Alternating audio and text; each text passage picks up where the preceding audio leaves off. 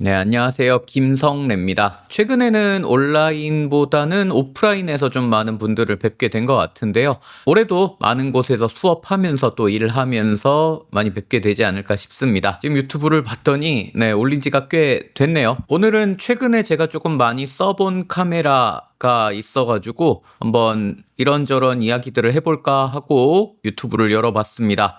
니콘에서 나온 ZR인데요. 이제 니콘이랑 레드랑 합작해서 나온 최초의 카메라인 것 같죠. 이 ZR을 주변에서 사용해 보신 분들이 꽤 많다 보니까 이런저런 이야기를 좀 들어보게 됐습니다. 주변에서 어떠냐고 많이 질문을 받았는데 이제 한 달 정도 사용을 해봤으니까 이제는 좀 말씀드릴 수 있는 부분들이 생긴 것 같아가지고 영상을 만들어 보게 됐습니다. 이미 유튜브를 포함해가지고 벌써 많은 플랫폼에 ZR 리뷰가 되게 많이 나와 있더라고요. 그래서 제가 이제 와서 이 카메라를 소개를 하는 거는 큰 의미가 없을 것 같고요. 실제 영상 작업에서 사용해본 부분을 가지고 이야기를 한번 해볼까 합니다. 크게 이번에는 단독으로 썼을 때랑 다른 카메라랑 같이 썼을 때 두 가지 관점에서 좀 이야기를 해보려고 하고요. 그러니까 ZR 단독으로 써서 나오는 영상들은 뭐 이미 리뷰가 되게 많이 있으니까 그냥 간단하게 제가 느꼈던 것만 얘기해보고, 사실 두 개 섞어서 썼을 때 어땠는지 이 부분들을 좀 궁금해 하셨던 분들이 많이 계셔가지고 좀 더 자세히 이야기를 해보려고 합니다. 좀 더 구체적으로 이야기를 해보자면 현재 소니 카메라를 사용하고 있는 상황에서 ZR을 섞어서 써도 괜찮을까에 관한 내용들이 주가 될 것 같습니다. 먼저 카메라 한 대만 사용하는 부분부터 간단히 이야기를 해보려고 하는데요. 그냥 단독으로 놓고 썼을 때 ZR이 상당히 좋은 카메라라는 생각이 듭니다. 크게 뽑아볼 수 있는 만족도가 높은 부분이라면 상당히 높은 품질의 영상 소스를 얻을 수 있다라는 점이 첫 번째일 거고요. 두 번째로는 사용에 있어서 안정감이 높다, 안정성이 높다라는 부분이 두 번째가 될 것 같아요. 일단 품질에 관해서 이야기를 해보려면 로우 이야기를 먼저 해볼 수 있을 것 같습니다. 일단 6K 로우를 이제 니콘 로우, N로우랑 레드사의 로우 형태로 받을 수 있다는 면에서 로우의 선택지가 있다는 게 조금 특이한 카메라죠. 지금 메뉴상으로 보시면은 R3D-NE라는 코덱명이 적혀 있으니까 이렇게 앞으로 불러볼 겁니다. 물론 두 개뿐만이 아니라 그 밑에 프로레스 로우 또 추가로 있기는 한데 앞에 두 가지 로우 방식이 충분히 좋다 보니까 개인적으로 프로레스 로우는 이 카메라 쓸 때 좀 손이 잘 안 가는 편이긴 합니다. 그 외에도 맨 밑에 있는 프로레스 422 HQ로도 충분히 좋은 품질의 영상 소스를 얻을 수 있다라는 면에서 좀 매력이 있는 것 같아요. 저희가 Z9부터 써봤으니까 이래저래 니콘 카메라를 좀 써보면서 느낀 부분인데, 일단 안정성 면에서 되게 매력적이라는 생각이 많이 듭니다. 저희가 촬영할 때 짧게 촬영해도 한 서너 시간, 길게 촬영하면은 한 대여섯 시간 넘게 줄창 켜놓고 촬영을 했던 적이 몇 번 있는데 발열로 인한 문제는 전혀 느끼지 못했고요. 근데 Z9이랑 ZR 둘 다 팬이 없는 것 같은데 일단 발열 문제는 없었고요. Z9이야 뭐 배터리가 크니까 조금 더 그럴 것 같긴 한데 ZR도 의외로 배터리가 꽤 오래 가더라고요. 저희가 막 시간을 딱 재면서 찍은 건 아닌데 사용하면서 배터리가 부족해가지고 고생하진 않았습니다. 미러리스 형태의 카메라들이 좀 배터리가 작아서 귀찮을 때가 있는데 이런 부분들이 좀 신경을 덜 써도 된다는 면에서 편하기도 하고요. 그리고 중간에 이제 좀 장시간 촬영을 해야 돼서 C타입 단자를 이용해가지고 배터리 충전하면서도 사용을 해봤는데요. 저희가 다른 많은 카메라들을 써봤을 때 충전을 하면서 촬영을 할 때 발열 이슈가 조금 더 잘 생기는 편이었는데 이번에는 발열 문제 없이 잘 진행을 할 수 있었습니다. 그리고 이걸 카메라 자체의 장점이냐라고 말하기 조금 어색한 부분이 있지만 메모리 형식을 CF 익스프레스 B타입을 쓴다는 게 무시 못할 장점이라는 생각이 듭니다. 요즘 메모리 가격이 좀 많이 오르고 있기는 한데 그래도 용량 대비 가격으로 봤을 때는 비교적 저렴한 포맷 중에 하나죠. 그러다 보니까 저희도 좀 대용량 메모리를 쓰고 있는데요. 중간에 메모리 부족으로 조바심 드는 상황들을 피할 수 있죠. 저희는 CF 익스프레스 B 1테라 메모리를 주로 사용하고 있는데 여분 메모리가 물론 더 있지만 하루에 한 번에 1테라 넘게 찍었던 적이 없었던 것 같아서 일단 한 달여간의 사용 기간 중에는 촬영 중에 그냥 메모리를 아예 바꾼 적이 없네요. 그 하루의 촬영이 그냥 메모리 한 장으로 끝났던 촬영이 거의 다였습니다. 생각해보면은 메모리랑 배터리 같은 거에서 상대적으로 좀 신경을 덜 써도 된다는 면에서 현장에서 운용할 때 좀 무시 못하는 장점이라고 생각할 수도 있겠죠. 물론 그렇다고 해서 장점만 있는 건 당연히 아니고요. 사용을 해보신 분들 중에서 촬영본 용량이 좀 커가지고 고생스럽다라는 분들의 얘기를 많이 듣게 됩니다. 이따가 이야기해볼 그 짧은 영상들 뭐 하나 만드는데 저희가 하루 촬영했을 때 그때 1테라 넘진 않았지만 715기가 정도를 촬영을 했는데요. 하루 찍어서 요만큼 나왔다 라고 했을 때 어떤 분들은 좀 용량이 크다고 생각할 수 있고요. 어떤 분들은 요게 적당하다고 생각할 수도 있고요. 어떤 분들은 뭐 그다지 많이 찍지 않았네 라고 생각할 수도 있겠죠. 사실 레드사 찍을 때도 마찬가지인데요. 16대 9일 때 1테라 기준으로 1024지만 그냥 1000으로 쓸게요. 24p 기준으로 HQ로 찍으면 1시간 12분밖에 못 찍는데 MQ로 찍고 LQ로 찍으면 2시간 45분이니까 거의 배로 늘어나죠.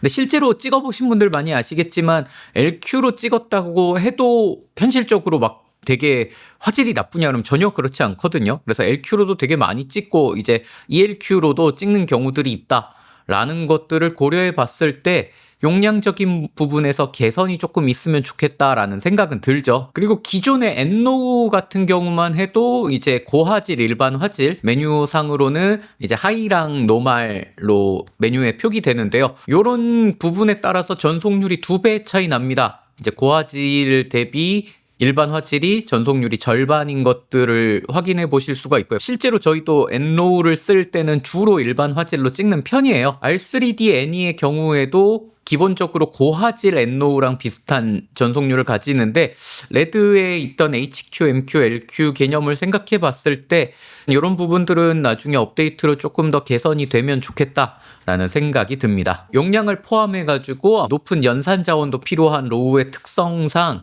이제 피로도를 많이 느끼는 부분들이 후반 작업에서 발생하는 문제들인 것 같더라고요. 기본적으로 좀 작고 가볍다 보니까 기동성을 적극적으로 활용할 수 있다는 점은 좋은 건데 시네마 카메라를 표방하는 카메라들이다 보니까 워크플로우는 여전히 시네마 카메라 워크플로우를 좀 따라가야 되는 부분에서 어려운 점을 좀 느낀 부분들이 계셨는데요. 그 로우의 용량이랑 연산할 때 무겁다라는 부분들이 부담으로 다가오시는 분들이 좀 계시죠. 대안으로 프로레스 HQ도 있습니다만 CPU, GPU의 부하가 되게 적다라는 면에서 연산 면에선 되게 가벼운데 여전히 용량의 부담을 느끼시는 분들이 많이 계시는 것 같습니다. 프로레스 LT도 넣어준다고 하니까요. 422 HQ 대비 거의 전속률이 절반인 걸로 알고 있거든요. 해당 부분은 조금 더 부담이 덜하지 않을까라는 생각이 듭니다.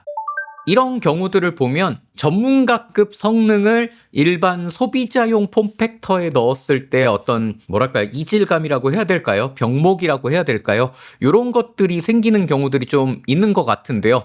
보통 이 하이엔드 제품들 작게 줄여가지고 제품 냈을 때 이런 부분을 샀다가 피로도를 느끼는 경우들이 있죠. 저 같은 경우는 개인적으로 요리 관련 용품들 그렇게 사서 써봤다가 다시 되팔거나 그렇게 본 비슷한 경험들이 있기 때문에 이제 아쉬움 혹은 어려움들을 느끼는 것들을 이해할 수 있을 것 같습니다. 실제로 비슷한 느낌의 카메라들도 있어 왔었죠. 이제 특히 ZR 같은 경우는 가격 면에서도 좀 비교적 접근성이 좋은 편이라서 이런 오해를 좀 사기 좋은 카메라가 아닌가 싶습니다. 그래서 저는 처음에 이름 보고 그냥 시네마 카메라라고 인식하고 썼는데 게다가 이제 저는 지금 하고 있는 일 특성상 색 보정을 하고 있는 이런 워크플로우 그 다음에 대용량 고품질 소스를 받았을 때 느끼는 어색함이 덜한 편이죠. 사실 하루 찍어와서 1테라 찍었다 그러면 괜찮네. 전체 프로젝트 촬영 용량이 1테라도 안 되네. 이러면 굉장히 작다라고 느끼는 편이긴 하지만 수업을 나가서 학생들 혹은 일하고 계신 다른 분들의 상황을 들어보면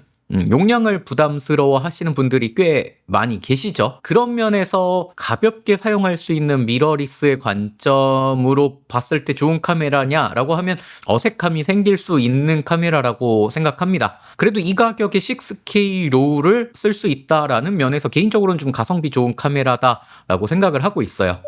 뭐 지금까지 이제 단독으로 사용했을 때에 대한 이야기들을 해봤는데요. 단독으로 사용했을 때 장점이 있죠. 근데 이런 장점이 있다면은 이제 혼용했을 때 어떨지도 고민해보는 게 좋다고 생각합니다. 저는 사실 어떤 카메라를 봐도 이 카메라가 다른 카메라랑 잘 섞일까? 이런 것들을 고민할 수밖에 없기는 해요. 컬러리스트라는 일의 특성상 단일 카메라로만 촬영된 거를 받아본 적이 거의 없는 것 같아요. 하다못해 뭐 액션캠 같은 것들이 쓰인다던가 다큐멘터리나 예능처럼 많은 카메라 사용하는 영상들은 특히나 카메라들이 섞이는 경우들이 뭐 사실상 그냥 거의 다라고 보셔도 될 것 같습니다.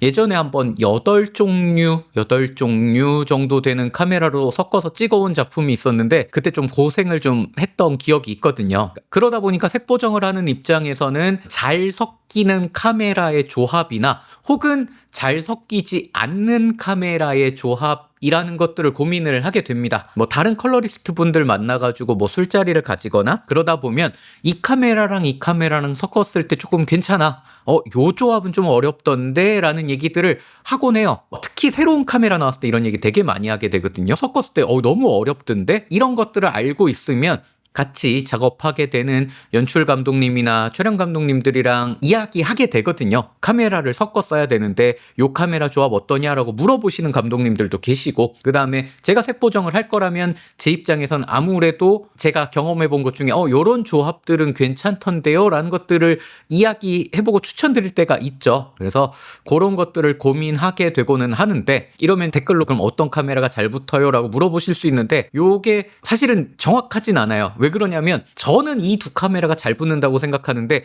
어떤 분은 그렇게 붙이니까 되게 힘들던데 라고 이야기를 하시기도 하거든요. 민감한 부분이 될 수 있어가지고 요 유튜브에서 언급하긴 조금 어려울 것 같고요. 수업 시간에 물어보시면 제 개인적으로 바라봤을 때 저는 요 두 개가 잘 붙어요. 요런 것들은 말씀을 드려볼까 하고 있습니다. 저는 뭐 색보정도 하고 있지만 촬영도 하고 있고 실제로 여러 대 카메라 사용할 때도 있다 보니까 카메라를 섞어서 촬영하는 경우가 종종 생기죠. 사실은 같은 카메라로만 찍는 경우도 그렇게 많지 않아요. 오히려 그 하나의 브랜드 안에서 여러 종류의 카메라를 쓰는 경우도 흔하고 심지어는 타사 브랜드를 섞어서 쓰는 경우도 꽤 있습니다. 지금 보고 계신 이 썸네일들은 제가 Z9으로 N로우로 찍었던 영상의 썸네일들인데 사실 Z9을 메인 카메라로 사용했지만 여기에 드론도 썼었고요. 그 다음에 다른 카메라도 섞어서 썼거든요. 결과적으로 색보정 과정을 거쳐서 어느 정도 맞추는 게 어렵지 않았었고요. 이때도 사실은 소니 카메라랑 섞어서 썼어요. 이렇게 섞어서 작업을 해보다 보니까 다른 것들이랑 비교해가지고 좀 고민해 볼 수 있는 부분들이 있으니까 한번 테스트를 먼저 해보게 됐습니다.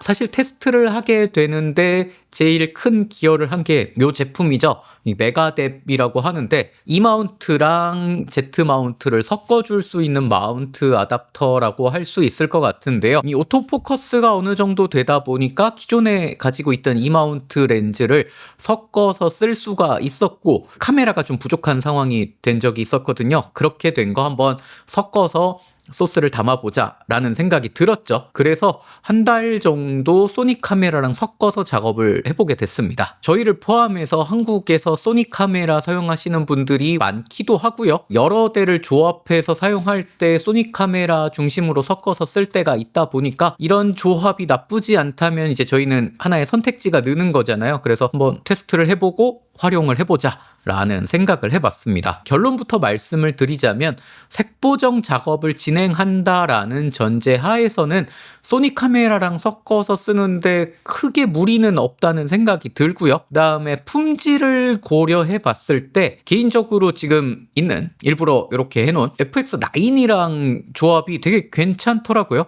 서로 주와 부를 바꿔서 사용할 수 있는 면에서 되게 매력이 있다 라는 생각이 들었습니다. 지금 보고 계시는 이미지는 실제 촬영에 쓰기 전에 저희가 다른 촬영에서 테스트용으로 잠깐 찍어본 이미지입니다. 이때는 촬영용으로 쓰지는 않았었고요. 말 그대로 테스트만 했었는데 출연자 얼굴들은 가려놓은 상태입니다. 지금 보고 계신 것처럼 FX9, 그 다음에 ZR N로우, 그 다음에 ZR R3D 애니 이렇게 레드 로우, 니콘 노우를 다 써봤고요. 뭐 색 보정은 진행을 한 겁니다. 뭐 약간씩의 차이는 있지만 이 정도는 왔다 갔다 했을 때 그렇게 거슬리지 않을 수 있는 정도라고 생각을 하거든요. 일단 노출 면에서 어느 정도 맞출 수 있다라는 생각들이 들어가지고 이 정도면 크게 무리가 없는 것이 아닐까 라는 생각들이 들었습니다. 사실 세컨더리를 거의 안 해가지고 뭐 얼굴을 가리긴 했지만 피부가 비슷하게 나오면 나머지는 세컨더리로 바꿀 수 있거든요. 혹은 전체적인 분위기 맞춰놓고 얼굴색만 바꿀 수도 있고, 세컨더리까지 하면은 맞추는 게 그렇게 어렵지 않다라고 테스트 결론을 내렸고요. 그래서 실제 촬영에 사용을 해봤었고요. 그 촬영 마치고 그냥 저희 팀원들끼리 그냥 앉아가지고 한번 테스트를 해본 이미지입니다. 여기도 마찬가지로 풀샷은 FX9으로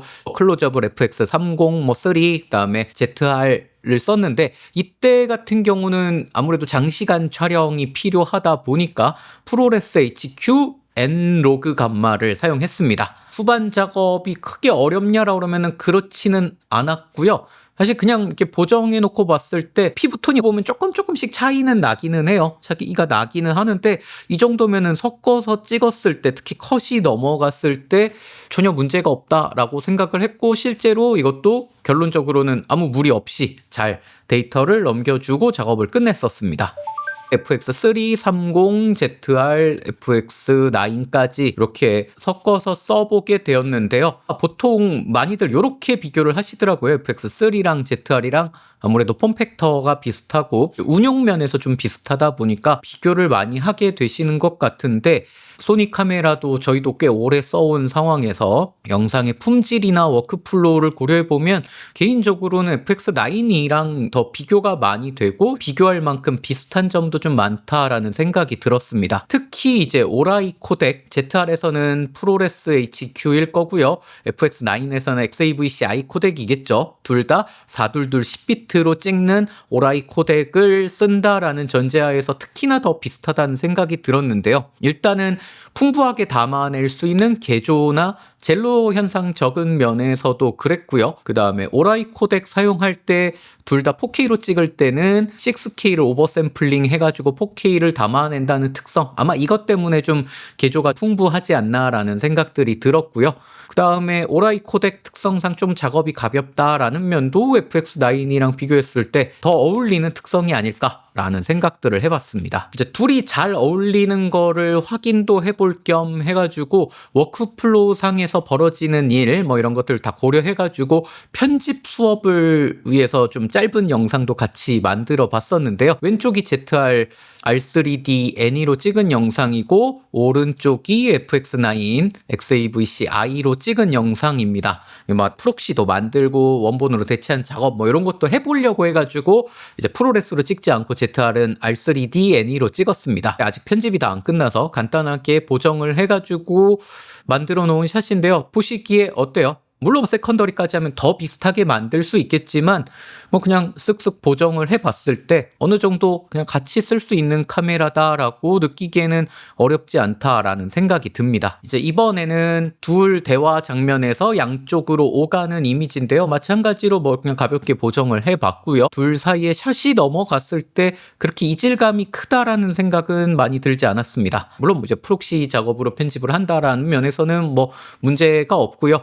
지금 제가 사용하고 있는 편집용 컴퓨터 수준에서는 원본으로 붙여가지고 왔다 갔다 하는데도 큰 어려움을 느끼지는 않습니다.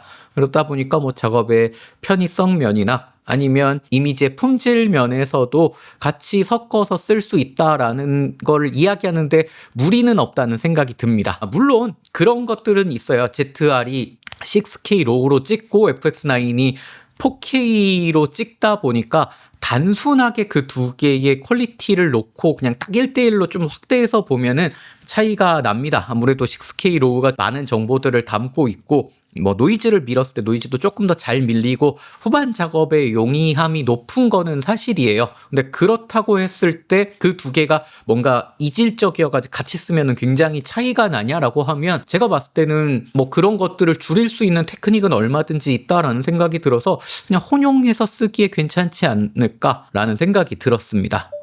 특히 실제 현장에서 카메라를 운용하는 면에서도 불편함을 많이 느끼지 않을 수 있었는데요. 소니 카메라의 소니 렌즈, 니콘 카메라의 니콘 렌즈일 때는 하나 귀찮은 게 있습니다. 렌즈 마운트 방향이 좀 달라요. 반대예요. 소니는 마운트를 보고 시계 방향으로 돌리면서 끼우고요. 니콘은 반시계 방향으로 돌리면서 끼우거든요. 그래서 렌즈를 이제 바로바로 바꿔 끼워야 됐다라고 할 때는 조금 헷갈려요. 이거 까먹으면 자꾸 반대로 돌립니다. 물론 FX9은 다르죠. FX9은 끼우고 요걸 돌리는 방식이라 조금 느낌이 다르기는 한데, 이게 메가뎁을 사용했을 때는 이런 문제가 없어지기도 해가지고 마운트 방향 때문에 엄청 피곤하다라는 생각은 안 들었고요. 조금 특이한 거는 니콘이랑 소니는 렌즈의 줌링 방향이 같습니다. 줌 돌리는 방향이 같아요. 둘 다 이제 제가 잡은 상태에서 돌린다라는 관점에서 시계 방향으로 돌리면 줌인이 되는 방식이거든요. 근데 저희 시그마 렌즈도 쓸 때가 있는데, 시그마 렌즈는 줌링이 반대 방향이에요. 오히려 소니 니콘 렌즈보다 시그마 렌즈 쓸 때가 더 헷갈리는 상황도 있었습니다. 이런 면들 고려해봤을 때 렌즈를 쓸 때 아쉬움이 있냐라고 하면은 생각보다 그렇게 불편함은 못 느꼈던 것 같아요. 그리고 이제 은근히 두 카메라의 합이 괜찮았다라고 생각했던 부분들이 몇 가지 있었는데요. FX9 같은 경우는 4K 기준으로 SNQ 모드를 들어가면 이제 고속 촬영이 되긴 하지만, 일반적으로 그냥 고속으로 찍는 거는 60이 최대 한계라서 조금 아쉬울 때가 있죠. 찍어놓고 그 뒤에 고속을 좀 여유롭게 활용할 수 없을까라고 생각이 들 때는 촬영할 때 어려움이 있는데, ZR 같은 경우는 4K 기준으로 R3DN이나 엔노우 기준으로 이게 3984-2240, 조금 말이 어려운 3984-2240이라는 해상도에서 120프레임까지 촬영을 할 수 있다 보니까 고속 촬영 인서트 컷을 찍을 때도 접근이 좀 빠르다라는 면에서 꽤 편했습니다. 작업해보신 분들 아시겠지만 120으로 찍으면 아무래도 좀 더 많은 노출이 필요하고요. 노이즈도 조금 올라오는 경우들이 있어가지고 품질이 떨어진다는 면에서 아쉬움을 느낄 수 있는데, 로우 수준에서 이런 소스를 얻을 수 있다라는 면은 상대적으로 후반 작업에서 그 아쉬운 부분들을 어느 정도 다듬어 줄 수 있다라는 면에서 매력이 있죠. 보통 클로즈업 인서트 같은 경우는 그 자체로도 좀 집중할 수 있는 요소인데요. 인서트에 많은 정보를 담아낼 수 있는 방식으로 촬영한다고 했을 때, 요리처럼 인서트에 슬로우 모션이라든가 힘을 주는 장면들이 필요할 때 조금 더 효과적인 조합이 아닌가 싶습니다. 그리고 기본적으로 롤링 셔터가 되게 적거든요. 그것도 같이 사용하는데 꽤 매력적인 부분이 아닌가 싶습니다. 색보정을 한다라고 고려해봤을 때 개인적으로 소니의 S로그와의 조합, N로그가 조금 더 색보정 난이도가 낮은 것 같아요. N로그와 S로그의 차이가 로그 3G10과 S로그의 차이보다는 더 작다라는 생각이 들어요. 그러다 보니까 N로그를 사용하시는 N로우나 프로레스 조합이 색보정하는 입장에서 소니 카메라랑 섞었을 때 난이도는 조금 더 낮아진다라는 생각이 듭니다. 후반 작업 여력이 있으시다면 N로우가 아무래도 연산면에서 조금 무겁지만 할 수 있는 게 조금 더 많다는 면에서 좋을 거고요. 그게 조금 부담스럽다라고 하시면 프로레스를 쓰시면 조합이 어렵지 않다라고 생각을 하고요. 지금 보여드렸지만 그럼 로그 3G10으로 썼을 때는 조합이 되게 어렵냐라고 하면 그렇지는 않은 것 같습니다. 감마 바꿔보시면 아실 텐데 노출 차이가 조금 있어요. 그래서 로그 3G10으로 촬영하면은 조금 더 만져야 되긴 합니다. 근데 생각해보면 색보정이라는 게 진짜 둘이 막 칼같이 붙어야지 영상을 볼 수 있는 게 아니거든요. 심지어 풀샷 뒤에 클로즈업이 붙을 때 노출이 완전히 똑같으면 더 이상할 때도 있습니다. 클로즈업이 더 어두운 게 어울릴 때가 있고 더 밝은 게 어울릴 때도 있어요. 그러다 보니까 카메라 두 개가 왔다 갔다 하는데 볼 수 있는 정도까지 보정하는 거다라고 하면 브랜드가 다른 카메라들을 조합하는 작업 난이도를 놓고 봤을 때 유난히 더 어렵다 이런 정도는 아닌 것 같아요. 제가 알고 있는 어떤 브랜드와 어떤 브랜드의 조합이 정말 너무 어렵다라고 생각하는 조합들이 있는데 그런 것들에 비하면 오히려 난이도가 낮은 편입니다. 그래도 조합하실 거라면 N로그가 조금 더 난이도가 낮다, 얘가 조금 더 난이도가 높다 정도로 보시면 될 것 같고요. 지금 보신 것처럼 그 소니 카메라 중에도 FX9이랑 ZR은 생각보다 잘 붙습니다. 오히려 FX3나 30보다 FX9이랑 붙이는 게 조금 더 난이도가 오히려 낮은 느낌이 들어요. 물론 지금 제가 말씀드리는 부분이 색보정 작업을 하고 있는 작업자의 입장에서 볼 때 그렇다라는 거고요. 색보정을 한 번도 해본 적이 없는 분이 그러면 이렇게 그냥 놓고 맞추기가 쉬워요 라고 하면 그 정도는 아닙니다. 카메라 간의 차이를 한 번도 맞춰본 적이 없는 분들에게는 이 정도면은 꽤 스트레스로 다가올 수 있다고 생각하거든요. 이번에 대학교 수업을 하면서도 어떤 친구가 과제해온 것들을 보정하는 것들을 본 적이 있었는데 카메라를 섞었었는데 엄청 스트레스 받아 하더라고요. 그런 것들을 미루어 보았을 때 색보정이 익숙하지 않으신 분들을 기준으로 했을 때 굉장히 하기 편한 정도냐? 그렇지는 않다고 생각합니다. 그러다 보니까 카메라를 섞어 쓰는 거 언제 괜찮냐라고 하면 색보정 작업을 진행하는 워크플로우, 그러니까 컬러리스트가 있는 워크플로우 협업 방식이라면 섞어서 사용하는 게 크게 무리가 있냐라고 하면은 그렇지는 않다고 생각해요. 근데 이제 혼자서 내가 모든 작업을 다 해야 돼요. 이 통합 방식으로 내가 혼자서 다 하는 작업이다라고 생각하시면 그때는 섞어 쓰는 것보다 단일 기종으로 가는 게 더 효과적일 것 같습니다. 만약에 ZR만 놓고 내가 촬영부터 색보정까지 다 해야 되는 사람이다라고 하면은 그럴 때도 나름 매력이 있는 것 같아요. 내가 이때는 엔로우를 써가지고 작업을 하고 어떨 때는 R3D를 사용한다라고 하면 그 둘의 차이를 이용해가지고 한 카메라로 오히려 두 카메라 효과를 내는 방식도 쓸 수 있지 않을까 싶습니다. 그래서 통합 방식으로 사용하시는 분들이라면 개인의 선호도 혹은 그때 상황에 맞춰가지고 결정하시면 되는 것 같아요. 지금까지 이런저런 사용기랑 뭐 감상 이런 것들을 이야기해봤는데요. 개인적으로 FX9이나 6를 사용하시는 분들께는 사용 목적에 따라서 이제 서로 스위칭해가면서 메인 카메라와 서브 카메라의 위치를 번갈아 가면서 선택할 수 있는 좀 뭐라 그럴까요? 둘이 파트너 카메라 같은 느낌이 들었습니다. 제 입장에서도 이런 카메라 새로 나오면 써보는 이유가 섞어서 왔을 때 어떻게 대처해야 될까 이런 것들이 늘 궁금하게 마련이거든요. 그래서 테스트를 해보면서 괜찮네, 잘 쓸 수 있겠네 라는 생각들을 해봤는데요. 최근에는 확실히 오프라인에서 좀 많은 분들을 만났던 것 같거든요. 올해도 앞서 말씀드린 것처럼 수업도 하고 또 작업도 많이 해보면서 올해 있을 코바라든가 그 외에 많은 곳에서 같이 뵐 수 있었으면 좋겠습니다. 코바에서 뵀던 분들 중에 뭐 연락 주셔가지고 같이 이야기해보고 뭐 작업까지 해본 분들이 계셨었어요. 재미있게 또 많이 만나 뵙고 같이 이야기 해볼 수 있었으면 좋겠습니다. 그러면 다음 영상으로도 또 쓸모있는 이야기들을 해볼 수 있도록 노력하겠습니다. 그러면 오늘은 여기까지 해보도록 하죠.